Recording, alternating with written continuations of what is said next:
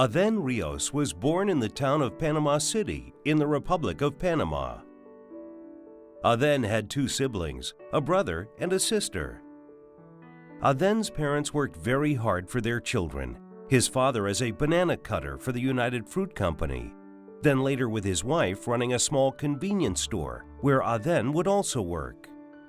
We came to live in Panama City in a very poor area, but he developed sort of 7-Eleven is the best equivalent that I can find.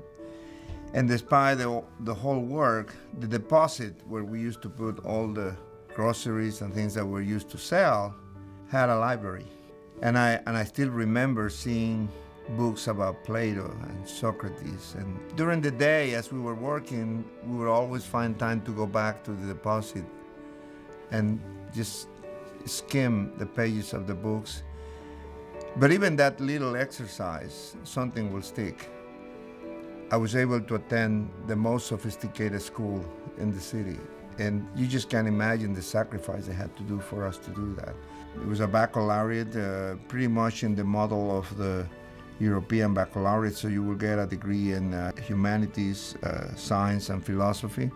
And after that, I was able to go to the University of Panama and attend the medical school, and my life changed.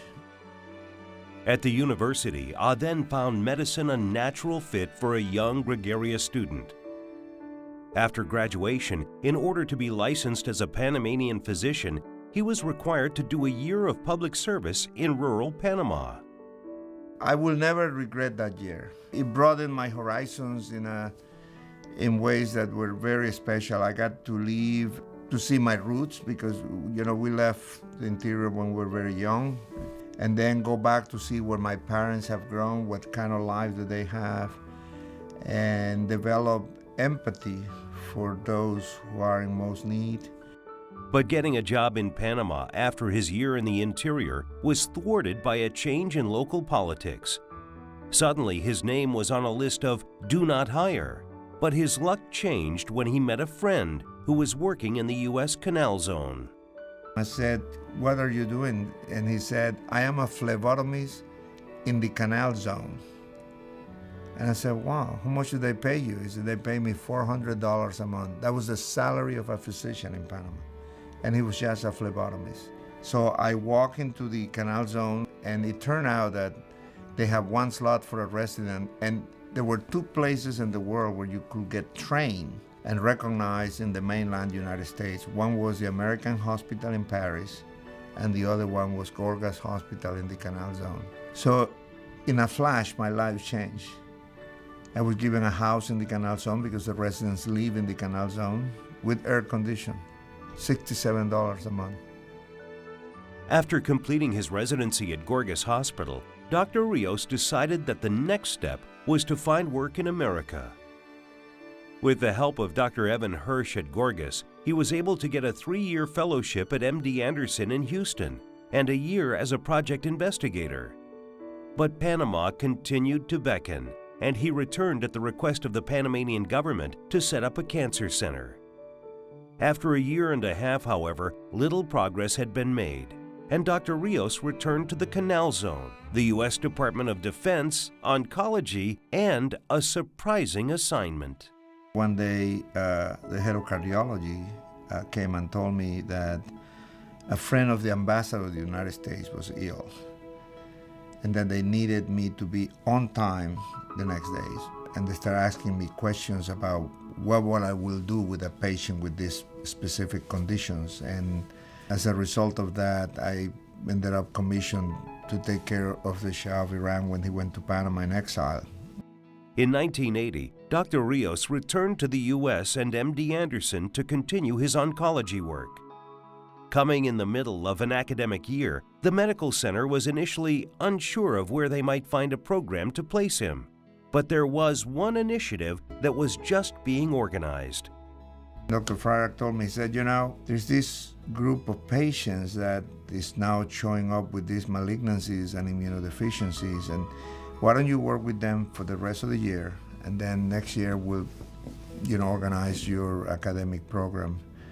And that was the beginnings of my work on AIDS in 1982. A work that has been the proverbial road less traveled. Dr. Rios' work was instrumental in setting up the first U.S. AIDS hospital and has, in recent years, been closing in on an AIDS cure based on viruses. I got to see a disease from when we didn't know what it was, to learn that it was caused by a virus, when we didn't have any treatment, to have 1 drug, 2 drugs, 3 drugs, and now too many drugs. And it's kind of exhilarating to have been a witness to that arch. Philanthropy also became a force in his life after being introduced by Panamanian boxer Roberto Duran to George Foreman and his wife Mary during Foreman's 1987 comeback.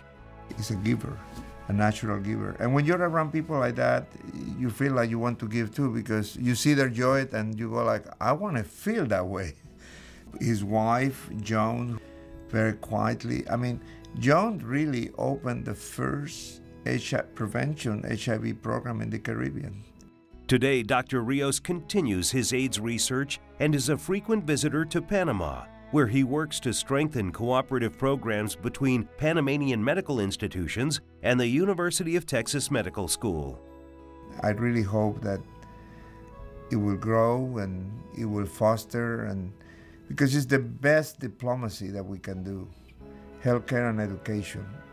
You know, I look at myself now and I see myself as a child in Panama, going around with my mother working, having the slightest idea that I will ever be in this country, then going through all this process, and today myself engaged in the development of a potential vaccine for HIV. It's just amazing what this country can offer and do. I had the great privilege to share this award with Mary Beth, my wife, and with my children. This is the person who had always told me, even when the craziest of ideas come, she just paused and she said, do you really want to do that? I said, I think so. Her answer has always been, then do it. That's freedom.